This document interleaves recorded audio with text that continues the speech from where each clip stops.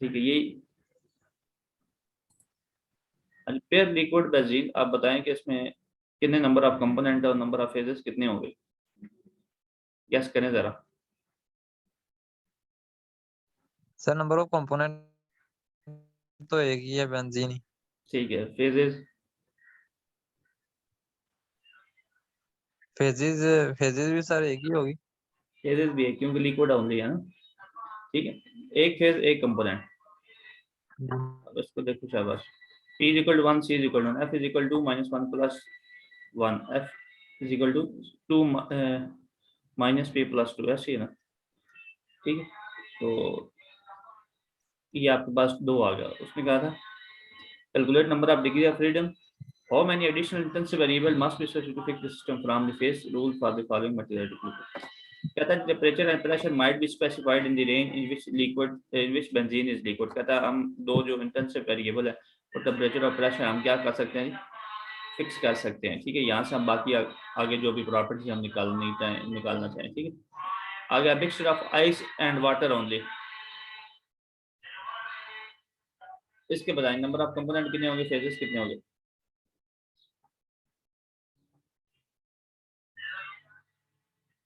हाँ जी बोले शाबाश, रिस्पॉन्स करें आगे।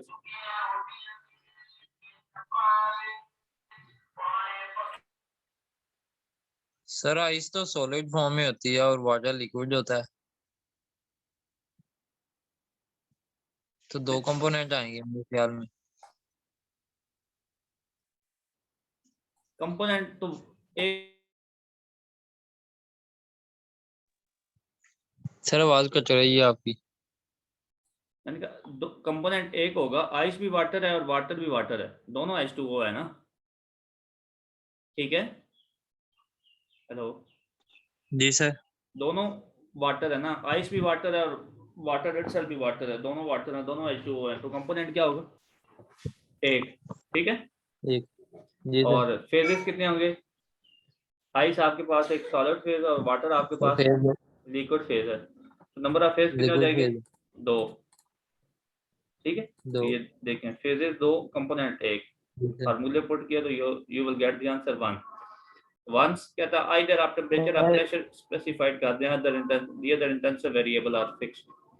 कहता है अगर आपके पास डिग्री ऑफ फ्रीडम 1 है तो अगर आप एक टेम्परेचर या प्रेशर को स्पेसिफाइड कर दें तो बाकी इंटेंसिव वेरिएबल आप उसको वो ऑटोमेटिकली फिक्स हो जाएंगे। ठीक है, क्योंकि आपने वो उन दोनों फेजेस को क्या करना है जी, इक्विलिब्रियम में रखना है, मतलब उन दोनों फेजेस को इक्विलिब्रियम में रखना है। अच्छा, जहाँ पे फेज चेंज हो रहा हो ये ऑब्जेक्टिव बन सकता है कि जहाँ फेज चेंज हो रहा तो वहाँ पे फेज रूल अप्लाई होगा या नहीं होगा, तो व्हाट इज द आंसर।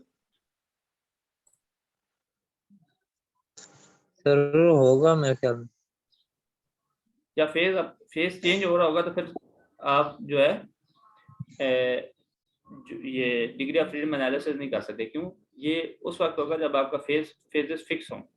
ठीक है, तो आप जरा आपने फेजेस काउंट करना है, जब आपके पास फेज ही चेंज हो रहा है, कभी 1 है कभी 2 है कभी 3 है, तो आप किस तरह निकालेंगे, तो your system must be equilibrium होना चाहिए, फेज चेंज आपके पास नहीं होना चाहिए। ठीक है, आगे ओके देखिए, सर। अब सर मिक्सचर फेज चेंज नहीं होगा। ये मैं कह रहा हूँ कि जब फेज चेंज होगा तो ये डिग्री ऑफ फ्रीडम एनालिसिस भी यानी कि फेज रूल अप्लाई नहीं होगा। ठीक है, ये ओके सर। स्टार्ट जब पढ़ा था स्टार्ट में तो बताया था कि आपका जो है फेज रूल में जो है आपका वो फिक्स होना चाहिए, फेजेस फिक्स होने चाहिए। ठीक, फेज चेंज नहीं होने चाहिए, ये ऑब्जेक्टिव में पूछा जा ओके। सकता है। A mixture of liquid benzene okay vapor sir. and helium gas, इसका बताओ शाबाश। Number of phases, how many number of phases and how many number of components। Phase sir 2 होंगे कौन कौन और से कंपोनेंट 3 है। फेजेस, कौन कौन से। कंपोनेंट सारे लिक्विड बेंजीन है, एक वेपर में है और एक हीलियम गैस है। और फेजेस 2 होंगे, एक लिक्विड है और दूसरा वेपर भी गैस होता है और गैस भी गैस ही होती है। फेजेस फेजेस कितने हो जाएंगे, 2। लिक्विड बेंजीन और vapour and gas both are the same. ठीक है, एक लिक्विड बेंजीन है, 2 फेजेस हो गए। जी सर। कंपोनेंट क्या होगा जी, कंपोनेंट भी 2 होंगे। क्यों, जी सर। बेंजीन बेंजीन भी 3। लिक्विड है और वेपर भी बेंजीन है, मतलब कि लिक्विड बेंजीन भी बेंजीन है और बेंजीन वेपर भी बेंजीन है। जिस तरह आइस जो था वो भी वाटर था, वाटर इटसेल्फ वाटर था, लिक्विड वाटर भी वाटर था, तो इसमें बेंजीन का वेपर फॉर्म में होगा लिक्विड फॉर्म है और सॉलिड फॉर्म है, तो बेंजीन इटसेल्फ बेंजीन ही रहेगी, ठीक है। तो हमारे पास कंपोनेंट कितने हैं, दो, बेंजीन वन और second one is that helium gas, ठीक है। Okay sir. क्लियर, ठीक है। फेजेस दो, जी सर। कंपोनेंट दो, ठीक है। अपेयर फ्रॉम टेम्परेचर प्रेशर और mole fraction can be specified, कहता है या आप टेम्परेचर प्रेशर फिक्स कर लें या प्रेशर मोल फ्रैक्शन फिक्स कर लें या टेम्परेचर में से कोई भी दो आप फिक्स कर लें, ठीक है। तो आप बाकी जो है सिस्टम की जो प्रॉपर्टीज को निकाल सकते हैं, ठीक है। आगे आपके पास mixture of solid salt and water designed to achieve a specific vapor pressure.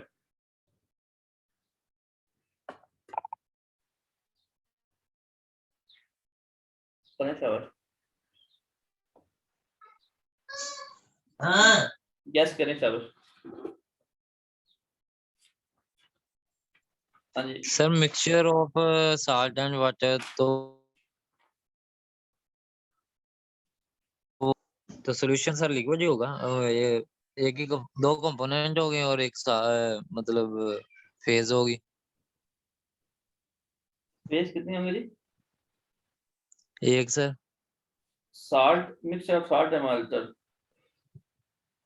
Salt आपका सॉलिड में हो जाएगा और वाटर आपका किस में आ जाएगा जी?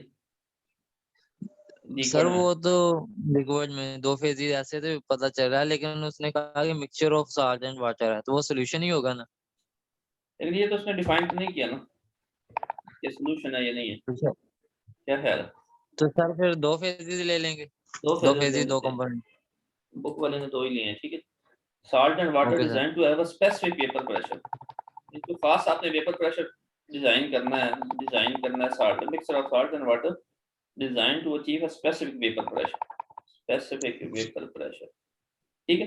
तो दो आप ले लो जी कंपोनेंट, दो फेजेस, कंपोनेंट हो गए साल्ट और वाटर, और फेजेस आपके पास लिक्विड और सॉलिड का, ठीक है। जी सर। हो जाएगा such a particular pressure is to be achieved, you would adjust the concentration and temperature of the solution, ठीक है। तो आपने क्या करना है, इसमें क्या जी, particular pressure to be achieve, you would adjust, क्या करेंगे, दो आपके पास है डिग्री ऑफ फ्रीडम में F2 है, तो you would adjust the salt concentration and temperature of the solution, उनको आप एडजस्ट करेंगे, तो आप कंसंट्रेशन चेंज करके और टेम्परेचर को एडजस्ट करके आप क्या करेंगे, जो आपको स्पेसिफिक पार्शियल प्रेशर चाहिए वो आप क्या वेपर प्रेशर चाहिए वो आप अचीव कर लेंगे, ठीक। Is it clear? इस क्वेश्चन में कोई कंफ्यूजन है कुछ? सर इसका नहीं समझ आया कि वो कैसे करना। बस आपने सिर्फ यानी कि उसने सबसे पहले आपने मोस्टली दो प्रॉपर्टीज को आप मतलब के फिक्स करोगे, ठीक है। अगर वो कहता है तो उसमें आप सबसे पहले कौन सा करोगे? टेम्परेचर और प्रेशर इंपॉर्टेंट प्रॉपर्टीज होती हैं, इनको आप फिक्स करें, तो आप बाकी क्या करेंगे जी, प्रॉपर्टीज उस सिस्टम की निकाल लेंगे कि कंपोजिशन क्या है। टेम्परेचर और प्रेशर आपके पास है, तो आप उसके अगेंस्ट आप क्या करेंगे, ग्राफ यूज करके, टेबल यूज करके आप बाकी निकाल सकते हैं, कंसंट्रेशन निकाल सकते हैं, डेंसिटी निकाल सकते हैं, अच्छा उसकी और भी जो भी अदर प्रॉपर्टीज हैं, ठीक है जी। तो इसलिए सबसे पहले आपने टेम्परेचर और प्रेशर फिक्स करना है, तो उसमें इस क्वेश्चन में उसने कहा था कि हमने स्पेसिफिक वेपर प्रेशर हमें चाहिए, ठीक है। तो हमने वेपर प्रेशर उसको चाहिए, तो उसके लिए हमारे पास दो चीजें हैं, हम टेम्परेचर है, टेम्परेचर सबसे पहले दो चीजें आएंगी, टेम्परेचर और प्रेशर, इसके बाद आपके पास कंसंट्रेशन आ जाएगी। अब उसने उसको वेपर प्रेशर चाहिए, तो उसके लिए आपको क्या फिक्स करना, आपके पास डिग्री ऑफ फ्रीडम दो है, तो आप क्या कर सकते हैं, टेम्परेचर और कंसंट्रेशन के थ्रू आप क्या कर सकते हैं, वो स्पेसिफिक प्रेशर आप अचीव कर सकते हैं, ठीक है। ये क्लियर? हेलो हेलो, जी सर। समझ आ गए? नहीं समझ बोलो जी सर। सर। मतलब कि आपको आप तीन, लेट्स सपोज आप आपके पास तीन सबसे इंपॉर्टेंट चीजें हैं, टेम्परेचर, प्रेशर और कंसंट्रेशन। इन्हीं में से आप मोस्टली आप एक चीज फिक्स करेंगे, तो बाकी आप चीजें निकाल देंगे। अगर आपके पास उसने कहा जी मुझे एक स्पेसिफिक टेम्परेचर चाहिए, तो आप क्या करेंगे, तो उसके लिए आप प्रेशर फिक्स करेंगे और कंसंट्रेशन फिक्स कर देंगे। या अगर आपके पास दो डिग्री ऑफ फ्रीडम आया, तो आप क्या करेंगे, प्रेशर और कंसंट्रेशन फिक्स कर लेंगे, क्योंकि आपको स्पेसिफिक टेम्परेचर चाहिए ना। जब आपको कहता है स्पेसिफिक वेपर प्रेशर चाहिए, स्पेसिफिक प्रेशर चाहिए, तो आप क्या करेंगे, अगर आप डिग्री ऑफ फ्रीडम आपके पास एक है, तो आप एक चीज कोई भी फिक्स कर सकते हैं, मोस्टली आप क्या करेंगे, टेम्परेचर। अगर उसके बाद दो आपके पास डिग्री ऑफ फ्रीडम है, तो आप क्या करें, टेम्परेचर के साथ आप कंसंट्रेशन फिक्स कर लें, क्योंकि आपको फिक्स क्या चाहिए, वेपर प्रेशर। तो वेपर प्रेशर तो उसने हमें पहली कंडीशन दे दी कि मुझे ये स्पेसिफिक चाहिए, तो उसके लिए हम और जो डिग्री ऑफ फ्रीडम में से F2 है तो हम टेम्परेचर और कंसंट्रेशन यूज कर लेंगे, ठीक है। अच्छा आगे देखते हैं जी, इसके सेल्फ असेसमेंट टेस्ट। पहला क्वेश्चन देख लो जी, why does dry ice sublime at room temperature and pressure. हाँ जी,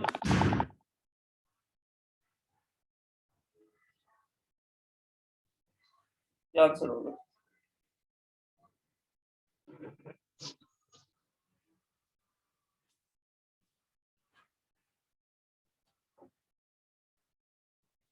हाँ जी,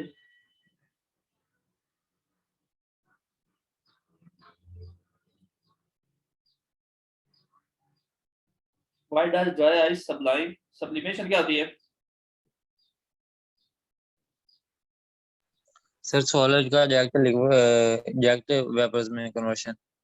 हाँ, वो कहता है कि आपके रूम टेम्परेचर पे why does dry ice, dry ice का मतलब है, ड्राई आइस कौन सी होती है?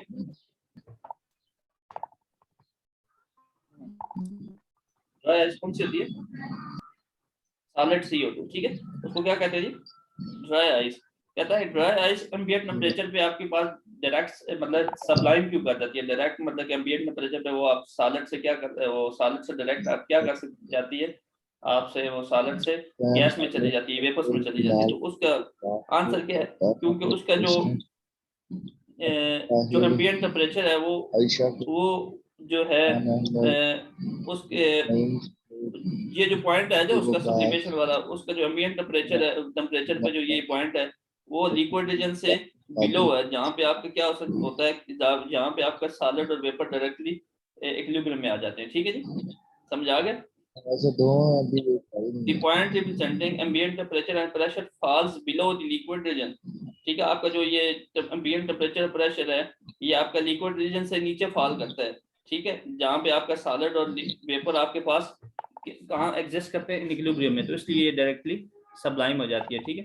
तो आपने वो जो ग्राफ वगैरह देखा था, ग्राफ में वो जो आपके पास जो लाइन बन रही है, लाइन लिक्विड की लाइन से नीचे है, ये जो पॉइंट है ना सब्लिमेशन वाला, इसलिए वो कहता है कि आपका जो आइस का ड्राई आइस का जो ये पॉइंट है वो लिक्विड रीजन से बिलो है, जिसकी वजह से वो क्या होता है, वहाँ पे आपका सॉलिड और लिक्विड, सॉलिड और आपका गैस जो है वो आपस में इक्विलिब्रियम में होते हैं, ठीक है। Is it clear? हेलो, हाँ जी बोलें, शाबाश। कंफ्यूजन है, पूछें। हेलो हेलो, जी सर। कोई कंफ्यूजन है, पूछो, शाबाश। क्लियर हो गए, क्वेश्चन समझ आ गए, आंसर? सर मुझे तो समझ नहीं आया यार मतलब उसका क्या, अब एक चीज क्यों एग्जिस्ट करेगी, क्योंकि उसका जो वो ये जो एम्बिएंट टेम्परेचर और प्रेशर है, रूम टेम्परेचर को एम्बिएंट टेम्परेचर प्रेशर भी कहते हैं, ठीक है।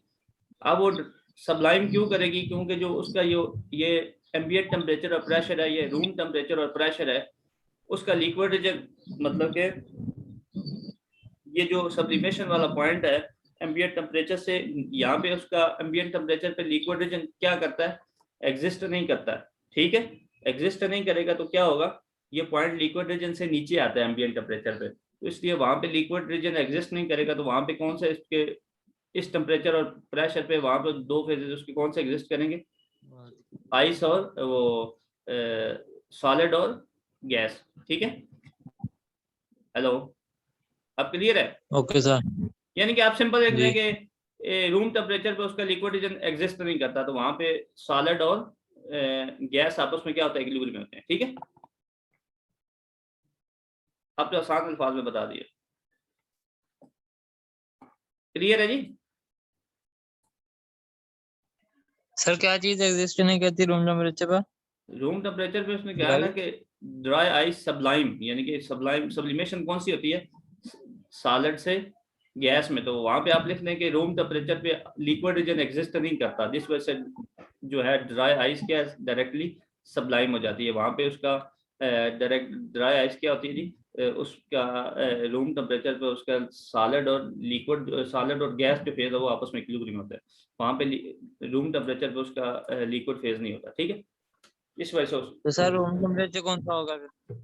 यह रूम टेम्परेचर कौन सा होता है, 25 डिग्री सेंटीग्रेड, ठीक है, एम्बिएंट टेम्परेचर कह रहे हैं जिसको, ठीक है, और आपका एटमॉस्फेरिक प्रेशर, ठीक है।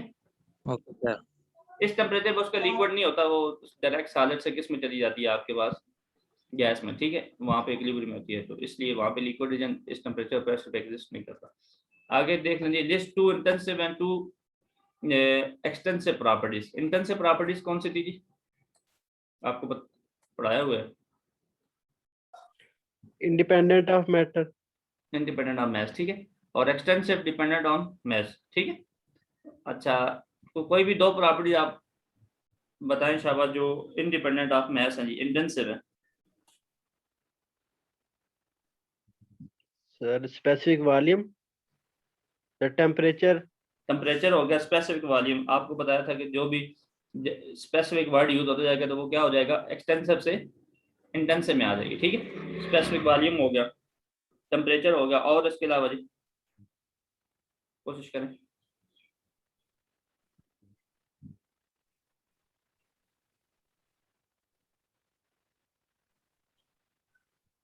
हाँ जी शाबाश।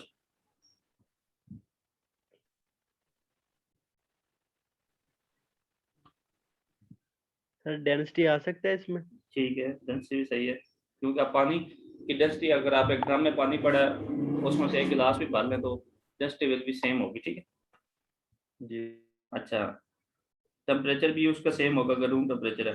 प्रेशर भी 1 atm होगा, क्योंकि रूम का प्रेशर है वो गिलास में भी वही प्रेशर होगा, और जो आपके पास उसमें से मतलब कि आपके पास बड़ा कंटेनर है, प्रेशर तो एटमॉस्फेरिक होगा, तो इसलिए आपके पास प्रेशर आ जाएगा, टेम्परेचर आ जाएगा, स्पेसिफिक वॉल्यूम आ जाएगा, कंसंट्रेशन भी आ सकता है। अगर पानी आपके पास मीठ है, वो एक ड्रम ड्रम में से एक गिलास भर ले तो आपके पास क्या होगा जी, उतना ही मीठा होगा, ठीक है। तो कंसंट्रेशन आ सकता है आपके पास, temperature, pressure, specific volume, density, ठीक है। तो एक्सटेंसिव कौन सी होंगी जी?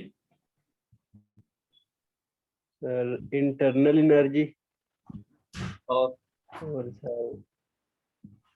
Sir volume mass. वॉल्यूम आपका आपके पास आ जाएगा, मैस आ जाएगा, ठीक है। और क्या आएगा जी, नंबर ऑफ मोल्स आ सकते हैं जी। तो ये सारी these are the extensive property, ठीक है। आगे तीसरा क्वेश्चन देख लेते हैं, indicate whether the following statement are true और फॉल्स। इसको पढ़े शाबाश, बताएंगे इट्स अ ट्रू और फॉल्स, जल्दी करें शाबाश।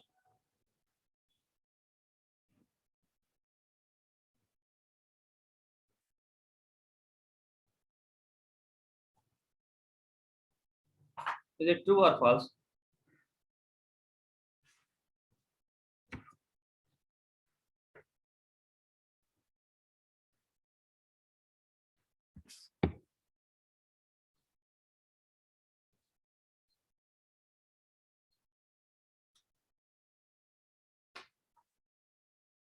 बोले शाबाश, पता नहीं किधर चले जाते हो यार, इधर ही है सर। बोलो ना, समझ आई या नहीं आई है, हाँ या ना में जवाब दो, चुप करके बैठ जाते।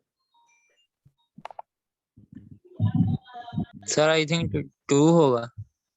ट्रू होगा जी। फेज आपका क्या होना चाहिए, वो उसकी एक अलग, हर फेज की एक अलग प्रॉपर्टीज होनी चाहिए, ठीक है। वो फिजिकली डिस्टिंक्ट हो, मैकेनिकली सेपरेबल हो, उसकी अपनी विस्कोसिटी और डेंसिटी हो, जो भी है, ठीक है।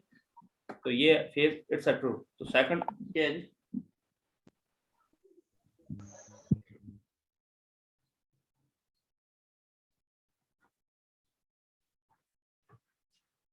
बोले शाबाश।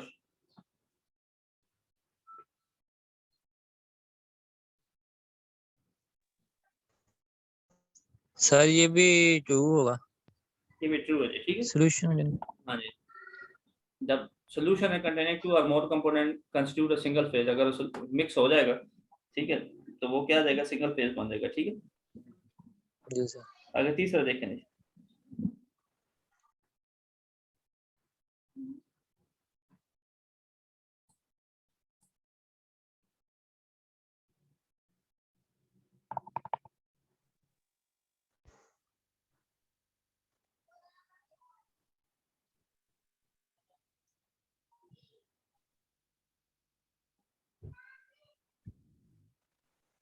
अरे अब सर ये भी ट्रू होगा, गैसेस हैं, एक ही फेज है।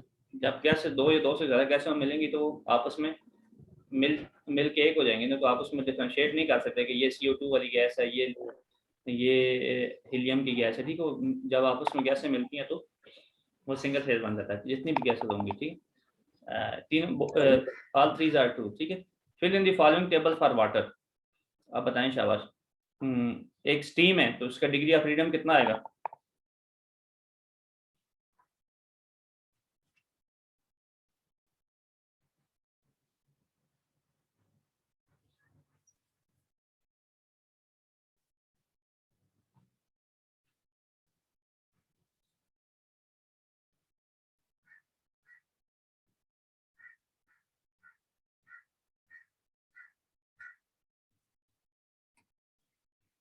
बोले शाबाश।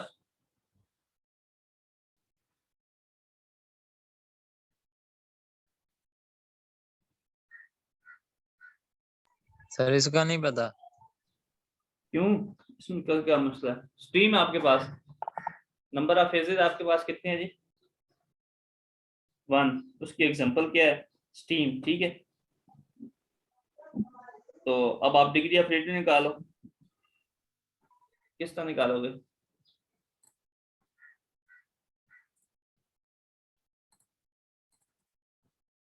F इज इक्वल टू, क्या फार्मूला है? 2 माइनस पी प्लस सी, ऐसे है ना?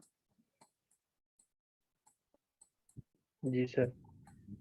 हाँ तो जी आपके सर। उसने क्वेश्चन में क्या कहा है? फेज आपके पास कितने हैं जी? 1। और चीज क्या आपके पास? स्टीम। तो कंपोनेंट कितना हो गए?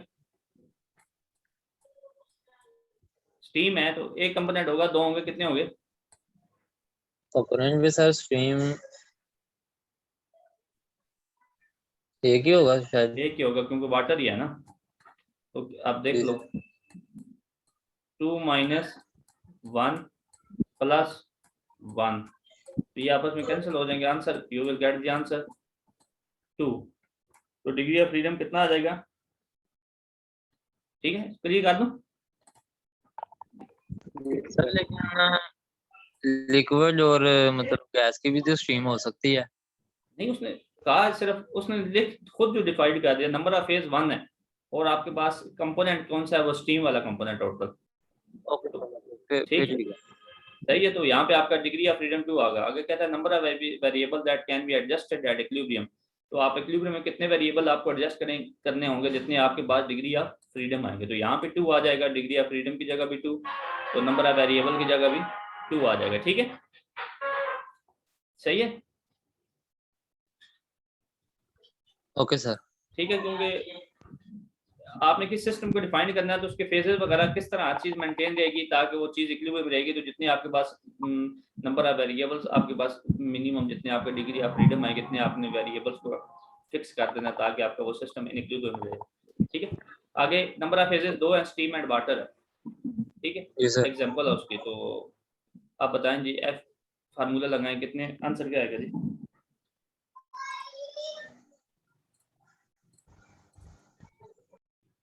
अब आपके पास कितने हैं? Steam and water. ठीक है, F is equal to 2 minus P plus 2, 2 minus P plus C। हाँ जी, फेजेस कितने उसमें कहा है जी? 2। ठीक है ना? तो कंपोनेंट कितने होंगे जी? कंपोनेंट स्टीम एंड वाटर है, जी सर एक ही होगा। एक ही होगा। क्यों? स्टीम इटसेल्फ वाटर, वाटर भी वाटर। तो F इज इक्वल टू जी सर। 1, दोनों जगह आपके पास आंसर 1 आ जाएगा। ठीक है, चलिए तीसरा पॉइंट, तीसरा है जी आपके पास steam water and ice, phases 3 है जी। कंपोनेंट कितने हो जाएंगे जी? सर फिर ये भी एक ही होगा। एक मिनट रुक दीजिए इसको।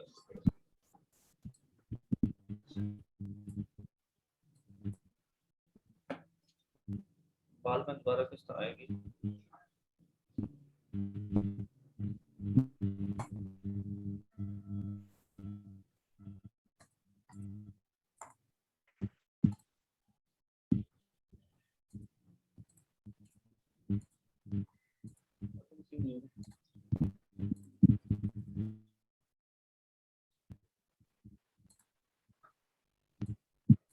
अच्छा आपके पास दो माइनस फेजेस कितने हैं जी?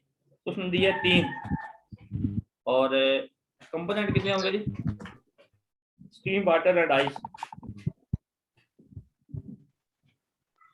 सर 2 होंगे।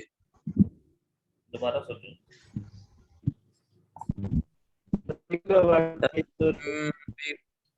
सर फिर एक ही होगा अगर वो तीनों एक आइस है। ही चीज एक आइस होगा भी ना, वाटर ही होता है।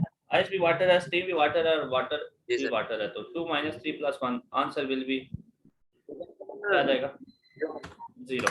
जो आइस होती है वो तो सॉलिड फेज में नहीं होती। फेज तो उसका खुद दिया हुआ है ना, 3 फेजेस है। तो कंपोनेंट हमने देखने कितने हैं। जी सर। ठीक है, कंपोनेंट वो तीनों कंपोनेंट फिर देख। एक ही है। ठीक है जी।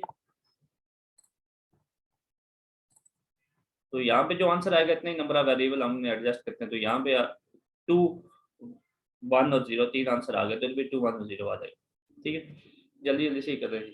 Determine number of degree of freedom from the phase rule for the following system and equilibrium. ठीक है, क्या था, एक सिस्टम है ये जो नीचे ये बना है, ये आपका इक्विलिब्रियम है, तो आपको कितने number of degree of freedom चाहिए फ्रॉम द फेज रूल से? Liquid, water, water vapour and nitrogen.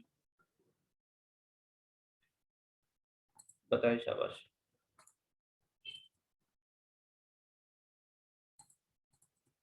आपके पास फार्मूला लगाते हैं, 2 माइनस फेजेस कितने हैं जी? लिक्विड, वाटर है, फेज वाटर वेपर है और नाइट्रोजन है। बताएं, शाबाश। Sir 2।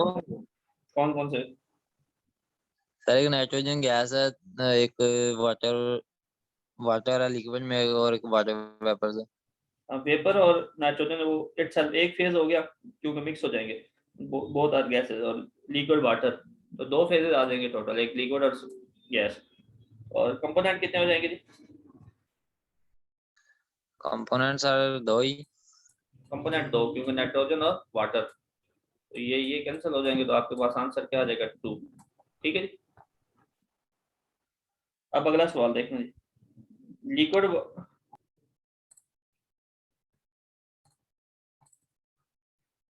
Liquid water with dissolve acetone in equilibrium with their vapours. बताएं, शाबाश। लिक्विड वाटर है, उसके अंदर विद डिसॉल्व एसीटोन, उसके अंदर डिसॉल्व हुआ है। ठीक है, और इन इक्विलिब्रियम में है किस से? विद देयर वेपर, और एसीटोन के वो वेपर आपके पास उसके साथ इक्विलिब्रियम में है। तो अब आप बताएं कितने फेजेस होंगे? सर एसीटोन भी वो लिक्विड में ही होगा। उसके अंदर मिक्स है ना, विद डिसॉल्व एसीटोन। ठीक है, वो मिक्स हो गया। ठीक है, और in equilibrium with vapours, acetone के वेपर भी हैं। शाबाश, कोशिश करें।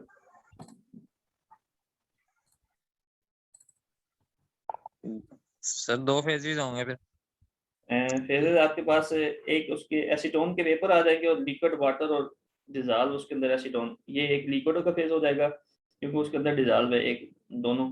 और एक आपके पास क्या आ जाएगा? 2 फेजेस आ जाएंगे। ठीक है जी, 2 - 2 आ गया। आगे प्लस कंपोनेंट देखने हैं कितने।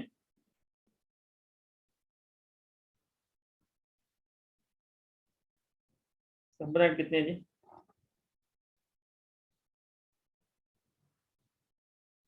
कंपोनेंट में 2 ही होंगे ना, कौन कौन से होंगे?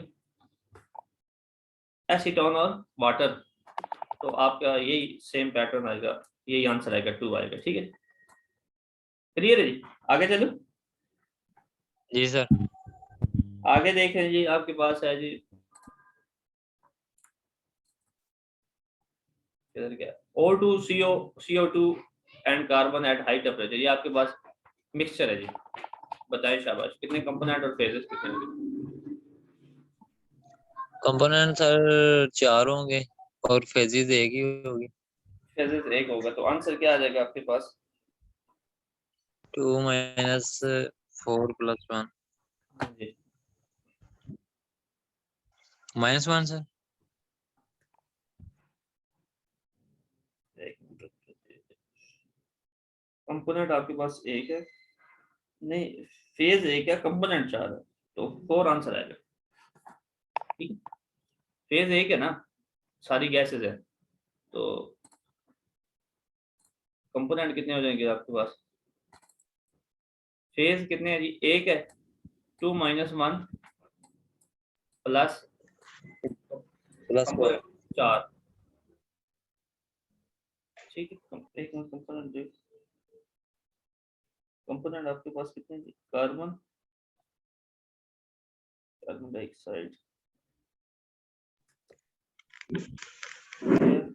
बस कंपोनेंट कार्बन है, CO2 है, CO है, O2 है। सर 5 आएगा फिर तो। वो वाला आंसर 4 निकाला है, क्या कुछ, लेकिन वो उसमें मेरे ख्याल में इसको CO2 मतलब कि ये उसने इसको ना CO2 को और CO को एक ही कंपोनेंट लिया है, क्योंकि इसमें दोनों में ऑक्सीजन का ही डिफरेंस है ना। ठीक है, तो सही है, जी सर। या जी सर। दोनों मतलब दोनों में ऑक्सीजन भी आ रहा है, कार्बन भी आ रहा है, तो दोनों इटसेल्फ हमारे पास चीजें मौजूद हैं, तो इसलिए उसने कंपोनेंट कितने दे रही है? 3। ठीक है, क्योंकि CO2 और CO में क्या फर्क है? सिर्फ ऑक्सीजन की फर्क है ना, तो ऑक्सीजन इटसेल्फ हमारे पास मौजूद है मिक्सचर में।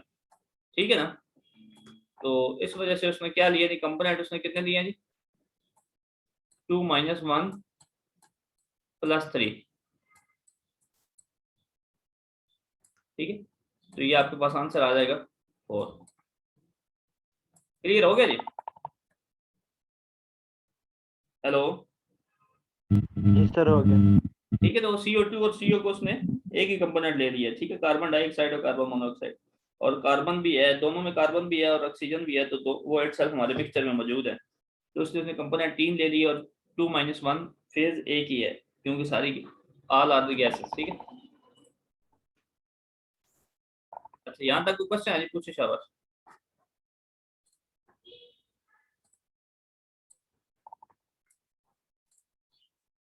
बोलें शाबाश। तो क्वेश्चन है जी, पूछें शाबाश।